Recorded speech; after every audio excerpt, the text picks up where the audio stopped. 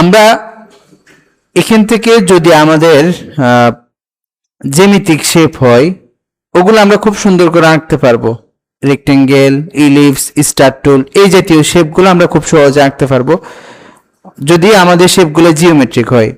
যদি অর্গানিক হয়, এই ধরনের মানুষের আকৃতি, পশু পাখির আকৃতি, এই ধরনের আকৃতির হয়, এগুলো আমরা এখান থেকে এই টুলগুলো দিয়ে, জিওমেট্রিক টুলগুলো দিয়ে আমাদের করা সম্ভব না। বুঝতে পারছেন?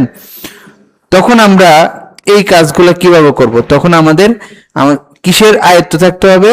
কলম। আমরা একদম নিজের মতো করে নিজে আঁকবো, এই ধরনের আমাদের কি থাকতে হবে? জানা থাকতে হবে। কিভাবে আমরা কলম ব্যবহার করব, পেন টুল কিভাবে আমরা ব্যবহার করব, সেটার আমাদের ধারণা থাকতে হবে। তো গত ক্লাসে আমরা শুধু শেপ টুল, বিভিন্ন ধরনের শেপ নিয়ে কাজ করা শিখছি। আপনাদের একটা বিষয় মাথায় রাখা প্রয়োজন হবে, সেটা হচ্ছে আপনারা যে কোনো শেপ যখন মানে যে কোনো ডিজাইন যখন করতে যাবেন, প্রথমে ডিজাইন দেখার সাথে সাথে কপি করা শুরু করবেন না। কিছুক্ষণ সময় নেবেন, নিয়ে দেখবেন, একটু ভালো করে দেখবেন এটা কি শেপ টুলের কাজ নাকি ফ্যান টুলের কাজ। এই দুইটা জিনিসকে আপনি পার্থক্য করবেন। প্রত্যেকটা জিনিসই কিন্তু ফ্যান টুল দিয়ে করা যায়, একদম প্রত্যেকটা জিনিস করতে হবে। যদি সেটা শেপ টুল দিয়ে করা যায়, আপনি ফ্যান টুল দিয়ে শুরু করবেন না, আপনি কি দিয়ে করবেন? শেপ টুল দিয়ে করবেন। কারণ আপনার ফ্যান টুল দিয়ে যেমন নিখুঁত হবে, শেপ টুল দিয়ে কাজ করলে তার থেকে বেশি কি হবে? নিখুঁত হবে। এই জন্য যদি শেপ টুল দিয়ে করা যায়, তখন আপনি অবশ্যই কি দিয়ে করবেন? শেপ টুল দিয়ে করবেন। আর যদি শেপ টুল দিয়ে করা না যায়, তখন আমরা কি দিয়ে করব? ফ্যান টুল দিয়ে করব। তো আমরা এখন প্রথমত ফ্যান টুলের ব্যবহার দেখব একটু। যেমন দেখেন, আমরা এখানে সিলেকশন টুল থেকে একটু নিচে আসলে ফ্যান টুল নামক একটা টুল আছে। ফ্যান টুলে আসলাম। ফ্যান টুলটার সাথে আমি আপনাদের ফটোশপের একটা টুলের সাথে একটু মিলিয়ে নিই, সেটা হচ্ছে পলিগনাল লেসো টুল। স্মরণ আছে আপনাদের? পলিগনাল লেসো টুলটা কেমন? আপনি এক জায়গায় একটা পয়েন্ট করলে দ্বিতীয় পয়েন্ট করা পর্যন্ত ওই জায়গাটা কিছু হয় না, ওই জায়গাটা ঝুলতে থাকে, তাই না? দ্বিতীয় পয়েন্ট করছেন, একটা কি হয়? লাইন হয় বা একটা সিলেকশন হয়। তো এই ফ্যান টুলটা অনেকটা এরকম। আপনি ফ্যান টুল নিছেন, আপনার সাথে টুলটা আছে, একটা ক্লিক করছেন, এরপরে আপনার সাথে এই যে ফ্যান টুলের এই যে রেখাটা, এটা আপনার সাথে সাথে থাকতেছে যতক্ষণ না আপনি দ্বিতীয় পয়েন্টটা দিচ্ছেন। এইভাবে অনেকটা কিসের মতো? পলিগনাল লেসো টুলের মতো, তাই না? অনেকটা এরকম। ধরেন আপনি এই ধরনের ফ্যান টুল দিয়ে কাজ করার সময় আপনার মনে হলো যে কোনো একটা পয়েন্ট আপনার ভুল হয়েছে, তাহলে আপনি কি করতে পারেন? ব্যাক স্পেস দিয়ে আপনি পিছনে যেতে পারেন, ঠিক আছে? তো এখন এই ফ্যান টুল দিয়ে যখন কাজ করতেছেন, ফ্যান টুল দিয়ে আসলে কি হচ্ছে? এখানে ফটোশপের মধ্যে ডিরেক্ট সিলেকশন, পলিগনাল লেসো টুল, সেটার কাজ ছিল সিলেক্ট করা। কিন্তু এখানে যে ফ্যান টুল দেখতেছি, এটার কাজ সিলেকশন না, এটার কাজ কি না? সিলেকশন না। তাহলে এটার কাজটা কি? এটার কাজ হচ্ছে শেপ আঁকা। এটার কাজ কি? শেপ আঁকা। যেমন আমরা এখান থেকে একটা রেক্টেঙ্গেল আঁকি, এই যে রেক্টেঙ্গেলটা আঁকছি, এটা একটা কি? শেপ। আমরা ইচ্ছা করলে এই শেপের ফিলেও কালার করতে পারি, আমরা ইচ্ছা করলে এই শেপের স্ট্রোকও কি করতে পারি? কালার করতে পারি। যেখানে খুশি সেখানে আমরা কালার করতে পারি। ঠিক একইভাবে এখানে হচ্ছে আমাদেরকে নির্দিষ্ট একটা শেপ দিয়ে দিছি, সেটা আমরা যেভাবে খুশি সেভাবে আঁকতেছি। আর ফ্যান টুল দিয়ে হচ্ছে আমাদের নির্দিষ্ট কোনো শেপ দেয়া নাই, আমরা আমাদের মন মতো কি করতে পারবো? শেপ আঁকতে পারবো। যেমন দেখেন, আমরা এখান থেকে আঁকা শুরু করছি, এখানে একটা অ্যাঙ্কর দিলাম, শিপ ধরে আরেকটা অ্যাঙ্কর দিলাম, যাতে করে আমাদের এই রেখাটা সোজা থাকে। শিপ ধরে আরেকটা অ্যাঙ্কর দিলাম, শিপ ধরে আরেকটা অ্যাঙ্কর দিলাম, এরপর এখানে আরেকটা অ্যাঙ্কর দিলাম। তাহলে আমাদের পরিপূর্ণ একটা কি হয়ে গেছে? শেপ হয়ে গেছে। দেখেন, আমি যদি স্ট্রোকটা বৃদ্ধি করি, পরিপূর্ণ একটা কি হয়ে গেছে? শেপ হয়ে গেছে। এই যে শেপটা, আমরা ইচ্ছা করলে এটা কোথায় কালার করতে পারি? ফিলেও কালার করতে পারি। তাহলে ফ্যান টুল দিয়ে আমরা শুধুমাত্র আমাদের মন মতো কি করতে পারি? আঁকতে পারি, যেটা আমরা শেপ টুল দিয়ে করতে পারি না। আর বাকি ফ্যান টুল দিয়ে এমন কিছু হয় না যেটা শেপ টুল দিয়ে হয়। মানে অর্থাৎ আপনার শেপ টুল দিয়ে যেমন শেপ হয়, ফ্যান টুল দিয়েও শেপই হয়, অন্য কিছু না। এখন ফ্যান টুল ব্যবহারের কিছু নিয়ম আছে। যেমন দেখেন, ফ্যান টুল দিয়ে যখন আমরা আঁকা শুরু করছি, একটা হচ্ছে একদম সোজা লাইন থাকবে, একদম সরল রেখা, আর একটা হচ্ছে বক্ররেখা। যদি সরল রেখা আঁকতে হয়, তাহলে আপনি যেখানে খুশি সেখানে ক্লিক করেন, প্রত্যেকটা রেখায় কিন্তু কি হচ্ছে? সরল রেখা হচ্ছে। ফ্যান টুল দিয়ে কাজ করার সময় অন্যতম একটা কাজ হবে আপনার এই যে ফিল কালারকে কি করে রাখা? অফ করে রাখা। যদি ফিল কালার অন থাকে, আপনি কাজ করতে পারবেন না। ফ্যান টুল দিয়ে কাজ করার সময় অবশ্যই কি অফ করে রাখবেন? ফিল কালার অফ করে রাখবেন। আচ্ছা, তো অফ করার নিয়ম কি, যে কোনো কালার সিলেক্ট করে এখান থেকে এই নিচে নান বাটনে ক্লিক করলে আপনার কালারটা চলে যাবে। তো ধরেন আমরা এখানে একটা সিঙ্গেল, পরে আবার অন করবেন, ডাবল ক্লিক করে এখানে কালার দিয়ে দিবেন, চলে আসছে। আবার অফ করবেন, এটা এখন এই মুহূর্তে ফিলটা কোথায় আছে, উপরে আছে, তার মানে ফিল সিলেকশন আছে। আমরা এখান থেকে নো কালারে ক্লিক করলাম বা নান, এরপর এটাকে উপরে তুললাম, এটাতে নো কালার দিলাম, বুঝতে পারছেন। আবার আপনি ইচ্ছা করলে এই যে এখানে কালার, আমাদের এই মুহূর্তে সিলেকশন কি আছে, স্ট্রোক, এর নিচে দেখেন কালার, আমরা এখানে কালারে ক্লিক করলাম, স্ট্রোকে কি চলে আসছে, কালার চলে আসছে। আবার ফিলকে সিলেক্ট করেন, এখানে নিচে কালার আছে, কালার দিয়ে দেন, কালার চলে আসছে, যেভাবে খুশি আপনি সেভাবে দেন। আবার নো কালার, কালার চলে গেছে। এখন আসেন, এই যে আমি প্রত্যেকটা লাইন নিচ্ছি, প্রত্যেকটা লাইনে কিন্তু কি হচ্ছে, সরল রেখা হচ্ছে, বাঁকা না, তাই না? প্রত্যেকটা লাইনে কিন্তু সরল রেখা। এখন যদি আপনি বলেন আমি একটা বক্র রেখা আঁকবো, কিভাবে আঁকবো, একটা বক্র রেখা আঁকতে চাচ্ছি, কিভাবে আঁকবো? আঁকার জন্য আপনি পেন টুলে আসবেন, আসার পর যখন ক্লিক করতেছেন, আমি স্ট্রোকে কালার দিয়ে দিচ্ছি, একটা ক্লিক করলেন, দ্বিতীয় ক্লিকটা করার সময় আপনি পেন টুলটা ছেড়ে দিবেন না। এই যে দ্বিতীয় ক্লিকটা করতেছেন, পেন টুল লেফট বাটন ছেড়ে না দিয়ে দ্বিতীয় ক্লিক করার সময় লেফট বাটন দিয়ে ধরে উপরে কিংবা নিচের দিকে নিয়ে যাবেন। আপনার রেখাটা কি হচ্ছে, বাঁকা হচ্ছে কি হচ্ছে না, বুঝতে পারছেন? দেখেন আমি কি করতেছি, প্রথম একটা পয়েন্ট দিলাম এখানে, দেওয়ার পর দ্বিতীয় পয়েন্টে যখন দিচ্ছি, এটাকে নিচের দিকে নিয়ে যাচ্ছি, উপরের দিকে কার্ভ হচ্ছে, আবার উপরের দিকে নিয়ে যাচ্ছি, এদিকে কার্ভ হচ্ছে, হচ্ছে কি হচ্ছে না? এখান থেকে আপনি যেভাবে খুশি সেভাবে কার্ভ করতে পারেন। ধরেন এখানে এইভাবে কার্ভ করলেন, কার্ভ করার পর এর পরবর্তী পয়েন্টটা আপনি এখানে দিলেন। এখন দেখেন আমি যখন পরবর্তী পয়েন্টটা দিচ্ছি, আমার ইচ্ছে হচ্ছে এটাকে সোজা রাখা, কিন্তু এটা সোজা থাকতেছে নাকি অটোমেটিক এটা কার্ভই হচ্ছে, দেখেন তো, অটোমেটিক কার্ভ হচ্ছে। প্রথম কিন্তু অটোমেটিক কার্ভ হয় নাই, প্রথম আমি ম্যানুয়ালি করছি, আর পরেরটা অটোমেটিক কি হয়ে যাচ্ছে, কার্ভ হয়ে যাচ্ছে। এখন আপনি যখন পেন টুল দিয়ে কাজ করবেন, আপনি একটাকে কার্ভ করছেন ঠিক আছে, কিন্তু আপনি চাচ্ছেন না যে পরবর্তীটা কি হোক, কার্ভ হোক, তখন আপনি কি করবেন, সর্বশেষ যে অ্যাঙ্করটা আছে এটাতে একটা ক্লিক করবেন। দেখেন এটা কি হয়ে গেছে, এখন সোজা হয়ে গেছে। একটু মুখটুক ধুয়ে আসেন। আচ্ছা, পেন টুল ইলাস্ট্রেটরের সব থেকে গুরুত্বপূর্ণ টুল। আপনি এই টুলের যদি কাজ ভালো করে শিখতে না পারেন, তাহলে আপনার একদম বলতে গেলে 50%ই কাঁচা থেকে যাবে। তো এই জন্য পেন টুলটা খুব ভালো করে শিখবেন, প্র্যাকটিসও খুব ভালো করে করবেন। আচ্ছা, তাহলে আমরা কি দেখলাম, যদি আমরা একটা অ্যাঙ্করকে, আমরা একটা পাথকে কার্ভ করি, দ্বিতীয় পাথটা অটোমেটিক কি হয়ে যায়, কার্ভ হয়ে যায়। যদি আমরা সেটা না চাই, তাহলে সর্বশেষ অ্যাঙ্করে একটা ক্লিক করব লেফট বাটন দিয়ে, তাহলে এরপরে এটা আবার সোজা হয়ে যাবে।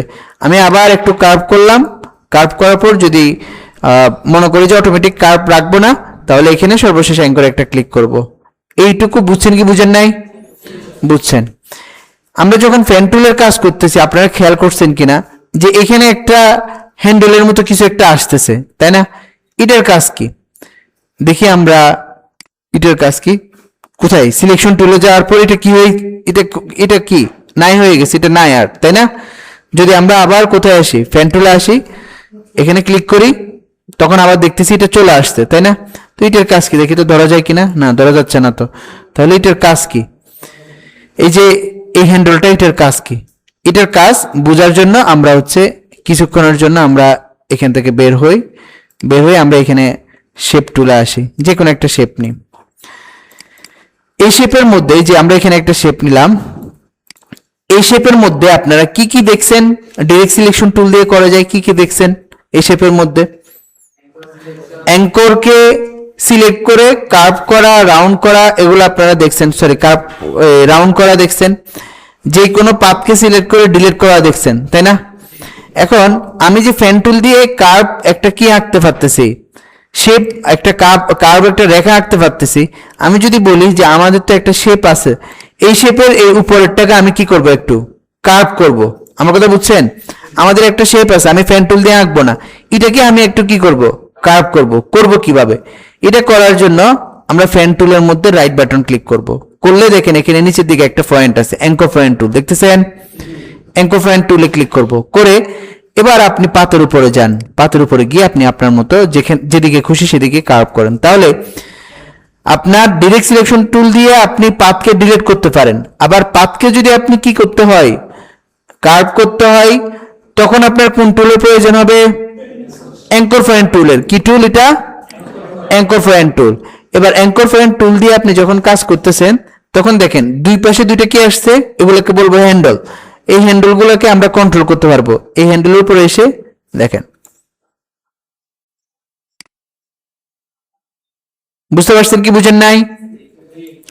তারপর ধরেন আপনি এই পাঁচটাকে এভাবে কন্ট্রোল করবেন, এই হ্যান্ডেলগুলোকে ধরে।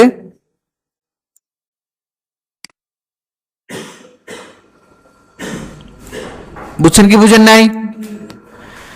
তাহলে এই যে আমরা পাথকে ধরে কি করতেছি, কার্ভ করতেছি, এটা কার কাজ? অ্যাঙ্কর পয়েন্ট টুলের কাজ। কিসের কাজ? অ্যাঙ্কর পয়েন্ট টুলের কাজ।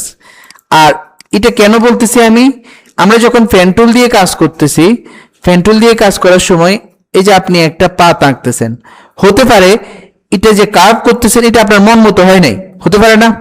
এটাকে আবার কি করতে হতে পারে, একটু ঠিকঠাক করতে হতে পারে। আমাদের এখানে তো কি দিয়ে আছে, হ্যান্ডেল গুলো দেয়া আছে, এটাকে আমরা যে মুভ করব সেটার সুযোগ নেই যদি আমি কোন টুলে না যাই, অ্যাঙ্কর পয়েন্ট টুলে না যাই। তার মানে ফ্যান টুলে থাকা অবস্থায় যদি আমাদের অ্যাঙ্কর পয়েন্ট টুলে যাওয়ার সুযোগ থাকে তাহলে আমাদের জন্য কি হয়, সহজ হয়। অর্থাৎ আমি ফ্যান টুলে বসে থাকবো কিন্তু এটাকে ধরে একটু কি করব, মুভ করব। তাহলে আমাদের কোন টুলে যেতে হবে? Anchor point tool. দেখি তো অ্যাঙ্কর পয়েন্ট টুলে যাওয়া যায় কিনা, দেখেন তো চলে আসছে কিনা অ্যাঙ্কর পয়েন্ট টুলে। কোন কি প্রেস করছি? অল্টার। কোন কি? অল্টার। কি বিস, তাহলে দেখেন আমি অল্টার প্রেস করার সাথে সাথে কি বিস শো করতেছে না কেন?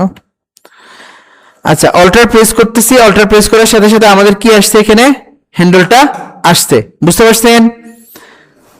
দেখেন আমি আবার ছেড়ে দিই, কি চলে আসছে? ফ্যান টুল চলে আসছে। যখন আমরা কি কিসের জন্য দেখেন এই মুহূর্তে আমাদের আমি কোন টুলে আছি? ফ্যান টুলে আছি, এটা নিশ্চিত। কিন্তু আমি কোন টুলের কাজ করতে চাচ্ছি? Anchor point. তাহলে অ্যাঙ্কর পয়েন্টের জন্য কোন কি বলছি? অল্টার। যতক্ষণ আপনার অ্যাঙ্করের কাজ ততক্ষণ কোন কি প্রেস করে রাখবেন? অল্টার প্রেস করে রাখবেন। তো এবার অল্টার প্রেস করার পর কোন টুল আসছে? অ্যাঙ্কর। আপনি আপনার মতো করে এটাকে কি করেন, কন্ট্রোল করেন। কন্ট্রোল করা শেষ, এবার আপনি আবার কোন টুলে যেতে হবে? ফ্যান টুল। তাহলে অল্টার ছেড়ে দেন। বুঝতে পারছেন? আবার কোথায় চলে আসছে দেখেন তো, ফ্যান টুলে চলে আসছে। এবার এই ফ্যান টুলে থাকা অবস্থায় আমাদের আরেকটা কাজ করতে হবে, সেটা কি? ধরুন এই যে অ্যাঙ্করটা আপনি বসাইছেন, এই অ্যাঙ্করটা আপনার ঠিকঠাক বসে নাই, এই অ্যাঙ্করটা আরেকটু এদিকে বসবে, হতে পারে না? যেখানে বসার কথা সেখানে বসে নাই, আরেকটু এই পাশে বসবে। তখন আপনি এই অ্যাঙ্করটাকে কিভাবে নাড়বেন একটু বলেন তো? অ্যাঙ্করকে মুভ করা যায় কোন টুলের সাহায্যে? ডিরেক্ট সিলেকশন টুলের সাহায্যে। তার মানে আমাদের ফ্যান টুলে থাকা অবস্থায় আরেকটা টুলের সহযোগিতা নিতে হবে, সেটা কি? Direct selection tool. সেটা কিভাবে করা যায়? অল্টার দিয়ে কি হয়? Anchor point tool. এবার কন্ট্রোল, কন্ট্রোল দিয়ে কি আসছে? Direct selection tool. মাথায় রাখবেন সিলেকশন টুল কালো, ডিরেক্ট সিলেকশন টুল সাদা, মাথায় থাকবে। এই যে সিলেকশনটা দেখতেছেন, এই সিলেকশনটা কিরকম? সাদা কালার। আমি একটু এখান থেকে দেখাই। এই মুহূর্তে সিলেকশন টুলটা দেখেন, এটার কালার কি? কালো। এবার ডিরেক্ট সিলেকশন টুলে যাই, এটার কালার কি? সাদা। তার মানে আমি যদি ফ্যান টুলে থাকি, ফ্যান টুলে থাকা অবস্থায় ধরেন দেখেন ফ্যান টুলে আসছি কিন্তু আমাদের এই শেপের সাথে কোনো কানেকশন দেখা যাচ্ছে না। দেখা যাচ্ছে এই শেপটা মানে কমপ্লিট হয়েছিল, হয় নাই। তাহলে আপনি কোন পাশ থেকে কমপ্লিট করতে চাচ্ছেন? ধরুন আমরা এই পাশ থেকে কমপ্লিট করতে চাচ্ছি, এখানে একটা ক্লিক করেন, আবার ফ্যান টুল কি হয়ে গেছে? শুরু হয়ে গেছে। এটা বুঝছেন কি বুঝেন নাই? বুঝছেন কি বুঝেন নাই? হ্যাঁ বা না বলেন একটু। ধরেন আমরা এই ফ্যান টুল দিয়ে এই কাজটা শুরু করছি, শেপটা আঁকা শুরু করছি, শেপটা কমপ্লিট করছি। কমপ্লিট করছি কি করে নেই বুঝবেন কিভাবে? এই যে ফাঁকা জায়গাটা দেখতেছেন, এটা দেখে বুঝবেন যে শেপটা কি হয় নাই, কমপ্লিট হয় নাই। এখন আপনি যদি ফ্যান টুলে যান, ফ্যান টুলে যাওয়ার সাথে সাথে কিন্তু এই শেপটা শুরু হয়ে যায় না, যে আবার নতুন মানে আপনি ফ্যান টুল দিয়ে আঁকতে পারবেন, এটা সুযোগ দেয় নাই। কিন্তু দিবে কিভাবে? আমি সর্বশেষ যে অ্যাঙ্করটা সেটাতে গিয়ে একটা ক্লিক করব, আবার আমার ফ্যান টুলটা কি হয়ে গেছে, ওখান থেকে নতুন করে আঁকতেছে না, এখন ওখান থেকে কি করতেছে, সে স্টার্ট করতেছে। বুঝতে পারছেন? আমরা যদি এখানে ক্লিক করি তাহলে আমাদের ফ্যান টুলটা একটা কমপ্লিট কি করবে, শেপ দিবে। বুঝতে পারছেন? এখন আমি ফ্যান টুলে থাকা অবস্থায় যদি মনে হয় যে এই অ্যাঙ্করটা ঠিকঠাক বসে নাই, তাহলে আমাদের কোথায় আসতে হবে, ডিরেক্ট সিলেকশন টুল। সেটার জন্য কোন কি প্রেস করব, কন্ট্রোল দিয়ে অ্যাঙ্করকে আমি যেখানে খুশি সেখানে বসানোর পর ছেড়ে দিলাম। বুঝতে পারছেন? ছেড়ে দেওয়ার পর আবার চলে আসছে ফ্যান টুল। এবার আমরা ফ্যান টুল দিয়ে এটাকে কমপ্লিট করি। তাহলে আমাদের যে এই ফ্যান টুল একা একা কাজ করতে পারে না, সে আর কোন টুলের সহযোগিতা নেই, অ্যাঙ্কর পয়েন্ট টুলের সহযোগিতা নেই, ডিরেক্ট সিলেকশন টুলের সহযোগিতা নেই। এই জন্য ফ্যান টুলে থাকা অবস্থায় আমরা শর্টকাট কি ব্যবহার করি, এই দুইটা টুলে যাওয়ার কি আছে, সুযোগ আছে, কন্ট্রোল আর অল্টার। মাথায় থাকবে আপনাদের? আচ্ছা, এখন আরেকটা বিষয়, সেটা হচ্ছে আপনি ধরেন এটুকু কমপ্লিট করার পর আপনার মনে হলো যে এখানে যদি আরেকটা অ্যাঙ্কর হতো তাহলে ভালো হতো, মনে হতে পারে না আপনার? হতেই পারে মন।